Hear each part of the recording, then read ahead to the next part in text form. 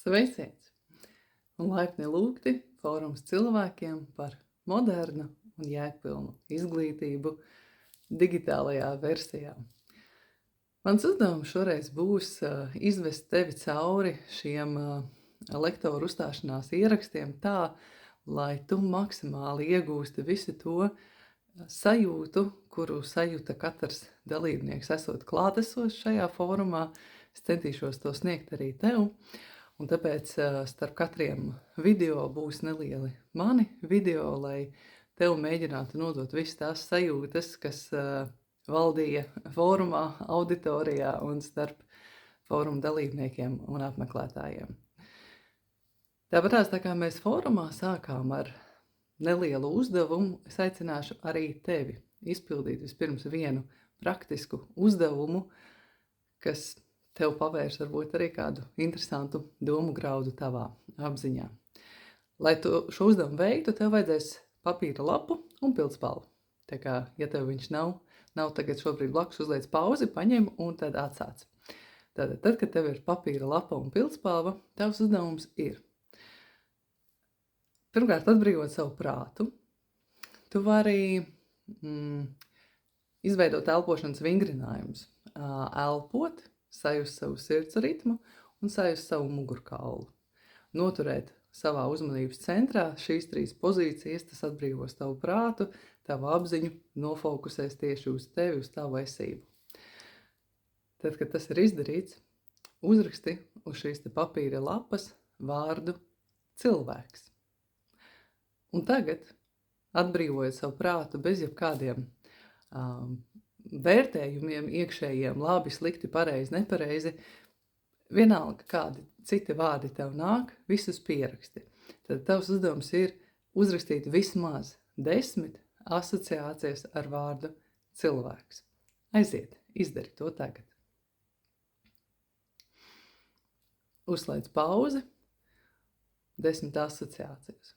Tad, kad tas ir izdarīts, tad pavēro, kādas asociācijas tad tevī radās rakstot, kas tad īsti ir vārds cilvēks, ko tu ar šo saproti.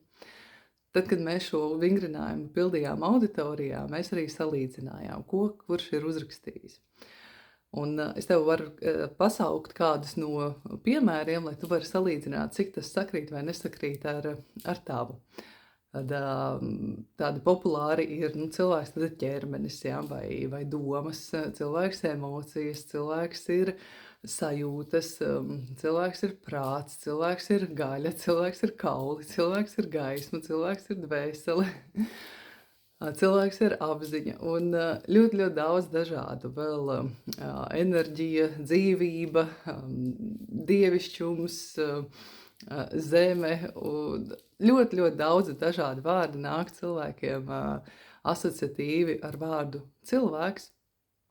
Un šis uzdevums ir ļoti interesants ar to, ka mēs savā starpā ļoti daudz izmantojam šādus dažādus terminus, kurus mums šķiet, ka otrs domā un saprot tieši tāpat, bet patiesībā tā nav. Mēs ar vārdu cilvēks katrs saprotam kaut ko pilnīgi atšķirīgu un nav kaut kādas vienotas definīcijas. Protams, Tezaurs piedāvā definīciju, jā, ne bez tā. Tur ir, ka cilvēks tur ir homo sapiens jau, un tur vēl kaut kādi šie te latiņu vārdi, kurš prot veidot darbarīgus, strādāt un tā tālāk. Bet vai tiešām šī definīcija tevi apmierina līdz sirds dziļumiem, un tu esi piekrīti par visiem 100%, ka tas tieši tā arī ir un nekā savādāk. Bet tas mums ir svarīgi zināt, ko tad īsti nozīmē vārds cilvēks priekš mums, priekš katra, jo tad ir arī tāds skaidrs virziens, kas tad ir svarīgi priekš tam, lai cilvēks mācītos, attīstītos un veidotos. Un tā kā mums katram ir savs ieskats par to, ko tad īsti nozīmē vārds cilvēks. Un nevienam nav tiesības uzbāzt savu pareizāko redzējumu par to, kas ir un kas nav cilvēks. Līdz ar to arī katrs mēs saskaņā ar to, kā mēs domājam, esam tiesīgi atrast tieši priekš sevis atbilstošo un saviem bērniem atbilstošo izglītības modeli. Imants Ziedonis kādreiz bija uzrakstījis tādus ļoti dziļus, patiesus vārdus, ka Apkārt ir tik daudz viedokļu, ka grūti izvēlēties, ja nav savējā. Un tieši tāpēc ir fórums cilvēkiem, lai sniegtu maksimāli daudz dažādus ieskatus par to, kā var izzināt šo pasauli, iedrošināt katru atrast viņam īsto atbilstošo pareizo veidu, cienīt otra izvēli un šādā cieņpilnā miedarbībā kopā dzīvot šajā pasaulē un līdz ar to piedzīvot varbūt mazliet savādāku sabiedrības miedarbību, kas ir vairāk balstīta tādā cieņā un pieņemšanā.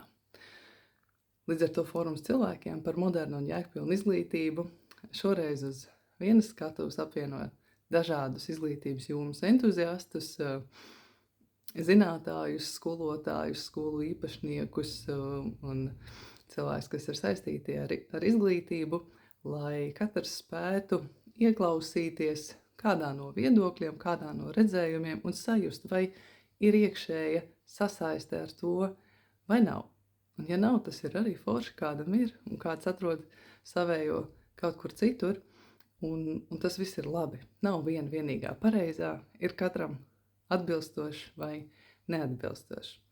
Tāpēc tieši ar šiem ievadvārdiem es arī aicinu tevi turpināt pāriet pie nākamā video, pie mūsu pirmās lektores, pie Egitas Matulēnes, kura stāsta par to, kas tad ir viņas redzējumā bērns, skola, izglītība, kā viņi to redz. Un mēs jau tiekamies mazliet pēc tam vēlreizīt.